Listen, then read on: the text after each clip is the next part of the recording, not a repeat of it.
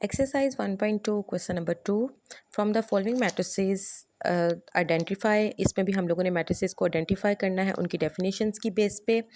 Okay, so हम definitions को के कंसेप्ट को देख लेते हैं। स्क्वायर मैट्रिक्स, स्क्वायर मैट्रिक्स में रोज़ एंड कॉलम्स दोनों ही इक्वल होनी चाहिए। अगर रोज़ 2 हैं तो कॉलम भी 2 होने चाहिए, अगर रोज़ 3 हैं तो कॉलम भी 3 होने चाहिए। ओके, एंड रेक्टेंगुलर की अगर हम बात करें जिसमें rows and columns are not equal, मतलब अगर रोज़ 2 हैं तो कॉलम 1 होगा, अगर रोज़ 1 है तो कॉलम 2 होंगे, मतलब एंड जो रोज़ एंड कॉलम्स हैं वो इक्वल नहीं होंगे। रो मैट्रिक्स की हम बात पिछले क्वेश्चन नंबर 1 के अंदर कर चुके हैं, जिसके अंदर मैक्सिमम मैट्रिक्स का एक रो का होना ज़रूरी है। इसी तरह कॉलम मैट्रिक्स की बात थी कि कॉलम मैट्रिक्स के अंदर भी एक जो है वो मैट्रिक्स का कॉलम होना ज़रूरी है। आइडेंटिटी की जब हमने बात की थी तो आइडेंटिटी में तमाम एंट्रीज़ जो हैं वो 1 के बराबर होंगी, और इसमें एक और सूरत थी जिसमें कि उसकी जो डायगोनल एंट्रीज़ थी वो 1 होगी, और बाकी जो 2 एंट्रीज़ हैं जो नॉन डायगोनल एंट्रीज़ है, जिसका कंसेप्ट हम आगे क्वेश्चन नंबर में पढ़ेंगे। जो नेक्स्ट क्वेश्चन है इस एक्सरसाइज का उसमें आपको क्लियर हो जाएगा। अभी के लिए इतना कंसेप्ट है कि आइडेंटिटी मैट्रिक्स जो है वो हमारे पास जिसमें तमाम एंट्रीज़ 1 के बराबर होती हैं, डायगोनल एंट्रीज़ 1 होती हैं और नॉन डायगोनल एंट्रीज़ 0 भी हो सकती हैं। That is called identity matrix. अगर आप लोग इसकी डेफिनेशन देखेंगे तो आपको कंसेप्ट क्लियर हो जाएगा। अगर हम बात करें नल की, तो नल के अंदर तमाम एंट्रीज़ किसके बराबर होंगी? 0 के बराबर। सो अब हम अपने मैट्रिसेस को देख लेते हैं और इसके अकॉर्डिंग हम अपने क्वेश्चन को सॉल्व करते हैं। फर्स्ट मैट्रिक्स हमारे पास ये है जिसके अंदर हमारे पास 2 रोज़ हैं और 3 हमारे पास कॉलम्स हैं। तो ये बात हमने किस में पढ़ी थी? रेक्टेंगुलर में पढ़ी थी, जिसमें rows and columns are not equal. Okay, so हम इसको कहेंगे ये हमारे पास क्या है? Rectangular matrix. ओके, फिर हम बात करते हैं सेकंड की, जिसके अंदर हमारे पास एक रो है और 3 कॉलम्स हैं।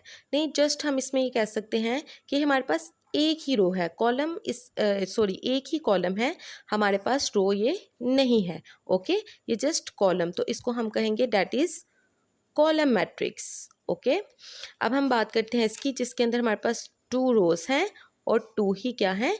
कॉलम्स हैं। तो ये हमने बात किस में पढ़ी थी? स्क्वायर मैट्रिक्स के अंदर, जिसके अंदर हमारी रोज़ एंड कॉलम्स क्या होंगे? इक्वल होंगे। That is called square matrix. Okay, then हम बात करते हैं 4 वाले की।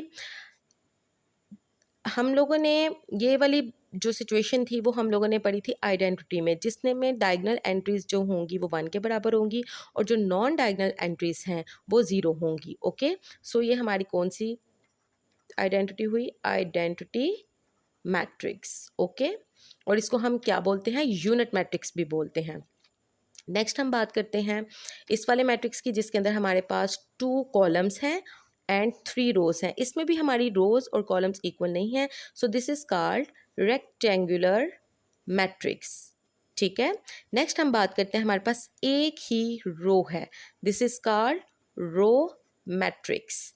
नेक्स्ट हम बात करते हैं इसकी, तो ये हमारे पास कॉलम मैट्रिक्स है। Okay, just 1 row. Okay, this is called, it has 1 row, second row, third row. Okay, 1 column, second column, third column।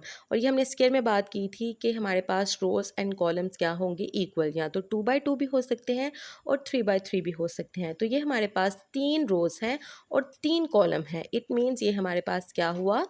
Square matrix. Then हम बात करते हैं लास्ट वाले मैट्रिक्स की, जिसमें तमाम एंट्रीज जो हैं वो 0 हैं, तो this is called null matrix.